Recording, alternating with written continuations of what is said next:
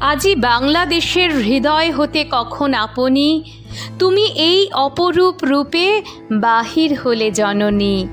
ওগো মা, তোমায় দেখে দেখে আঁখি না ফিরে। মন ভালো করা রংরূপ নিয়ে চোখ ফেরানো যায় না যে বাংলাদেশের থেকে, তার দিকে আজ তাকাতে গা শিউরে উঠছে। শুধু রক্ত আর রক্ত জ্বলছে বাংলাদেশ। খবর আসছে মৃত্যুর। ছাত্র থেকে সাংবাদিক, শুধুই হতাহতের খবর। অশান্তির ক্ষেত্র হয়ে উঠেছে রবি ঠাকুরের সোনার বাংলা। কিন্তু কেন? আন্দোলনের সূত্রপাত কোটা নিয়ে, তাই অনেকে একে বলছেন কোটা আন্দোলন। বিষয়টা কি? বাংলাদেশে সরকারি চাকরির ক্ষেত্রে অনেক রকম কোটা আছে, অর্থাৎ চাকরির ক্ষেত্রে বিশেষ কিছু গোষ্ঠীর জন্য সংরক্ষণ করা রয়েছে কিছু শতাংশ আসন। ফলে স্বাভাবিকভাবেই জেনারেল কোটার চাকরি প্রার্থীদের সুযোগ কমছে। অনেক সংরক্ষণের মধ্যে একটি হচ্ছে মুক্তিযোদ্ধাদের পরিবারের সদস্যদের জন্য সংরক্ষণ, এবং চাকরির ক্ষেত্রে সেই সংরক্ষণ বা কোটার শতাংশ বেশ অনেকটাই।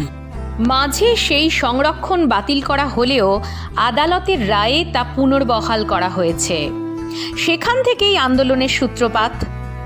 আন্দোলনকারীদের দাবি অনুযায়ী মুক্তিযোদ্ধারা সরাসরি প্রায় কেউই এখন আর চাকরি প্রার্থী হয়ে আসেন না। তাদের সন্তানদের চাকরি প্রার্থী হওয়ার বয়সও পেরিয়ে গিয়েছে।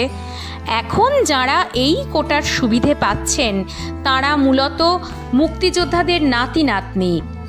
এখানেই আপত্তি অভিযোগকারীদের। এই কোটা বন্ধের দাবিতেই আন্দোলন। সেই আন্দোলন এখন এক ভয়াল আকার নিয়েছে। আন্দোলনের পুরোভাগে রয়েছে বাংলাদেশের ছাত্রছাত্রীদের একটা বড় অংশ। কিন্তু অশান্তির জেরে প্রশাসনের বুলেটে ঝাঁঝরা হয়ে গিয়েছে অনেক তাজা বুক, যার মধ্যে যেমন ছাত্র সমাজের প্রতিনিধিরা আছেন, তেমনই রয়েছেন আন্দোলন কভার করতে আসা সাংবাদিক। আছেন সাধারণ মানুষও। বাংলা ভাষার জন্য ওপার বাংলার আন্দোলনের কথা আমরা সবাই জানি। আমার ভাইয়ের রক্তে রাঙানো 21শে ফেব্রুয়ারি আমি কি ভুলিতে পারি? এ কথা আজও বাঙালির রক্ত আর চোখের জলে অমর। তবে সাম্প্রতিক এই আন্দোলনে রক্তে রাঙা বাংলাদেশের রাজপথ দেখতে চাইছেন না কেউ।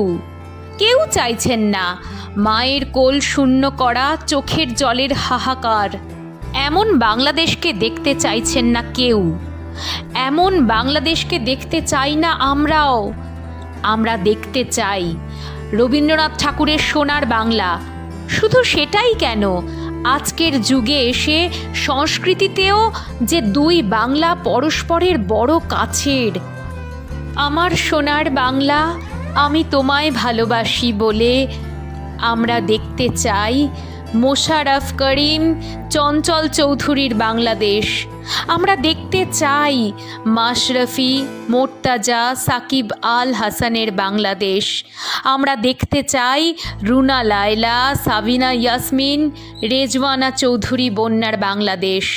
আমরা দেখতে চাই মাইলস, এলআরবি, আয়ুব বাচ্চুর বাংলাদেশ।